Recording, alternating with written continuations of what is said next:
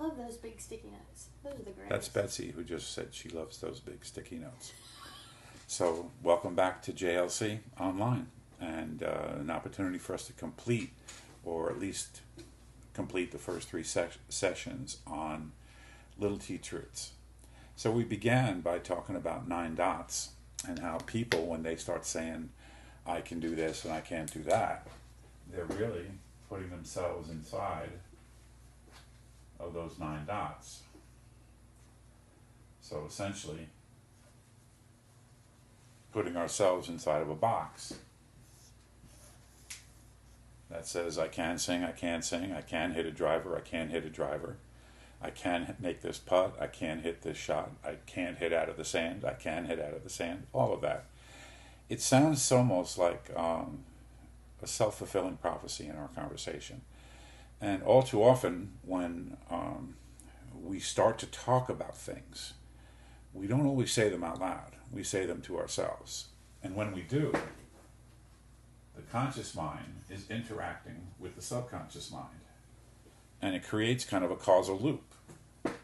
I can hit a driver, I can't hit a driver. I can make that shot, I can't make that shot. And as I say that time and time again, I build up here that little t truth. And once I create that little t truth, my creative subconscious, which is, if you remember, right here, it has one job and one job only: make that little t truth come true. Now, there's always a little variation. We can hit a good shot one day and not the next, and we eventually talk ourselves into what is normal. So if this is kind of a picture of our brain, and we say, well, I can do this, I can't do that, that becomes truly our 9 dots. Now, I want to tell you a story about a kid I watched once when I was a high school principal. It was a baseball game. I think we were playing a team from Fort Myers. And it was the bottom of the 7th inning, and we were coming up to bat.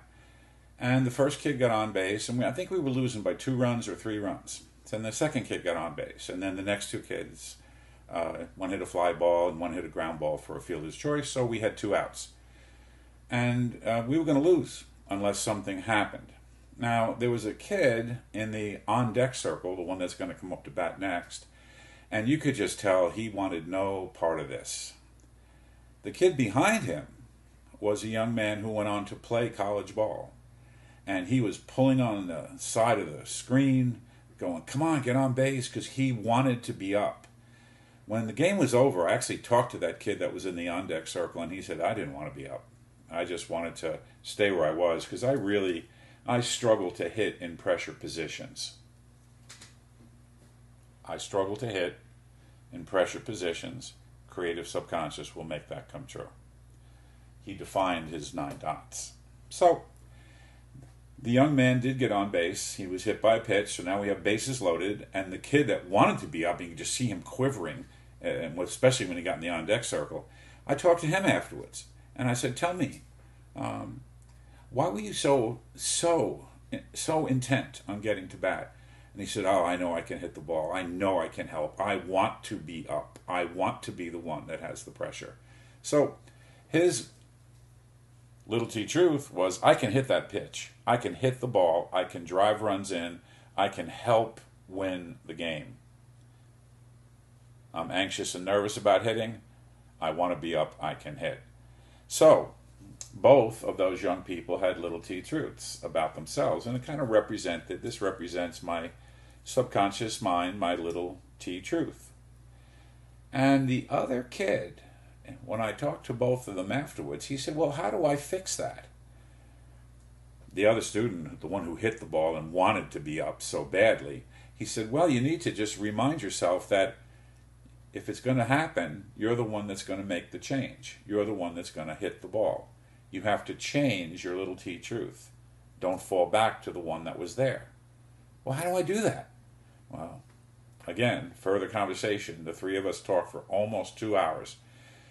How do I talk to myself before I get to bat? Either I say, I can't hit that pitch, or I begin to say, I can hit this pitch, and I start to expand my 9 dots.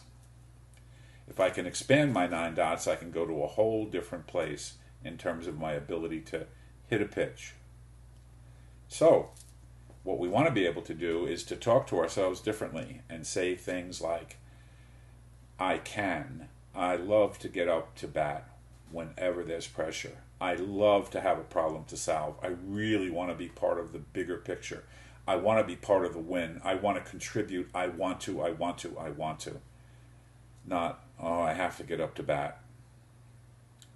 I have to get on base in order to win. No, I want to. I will. I am. I'm capable. All of those pictures expand our little T-truth into something much greater. So listen to your own language when you're put in a pressure situation. What are you saying to yourself? How are you creating those 9 dots? And what could I say differently? How could I change my self-talk so I actually could create a much stronger picture of myself in a winning position? More to come on Little T Truths and 9 Dots. Thanks so much for listening.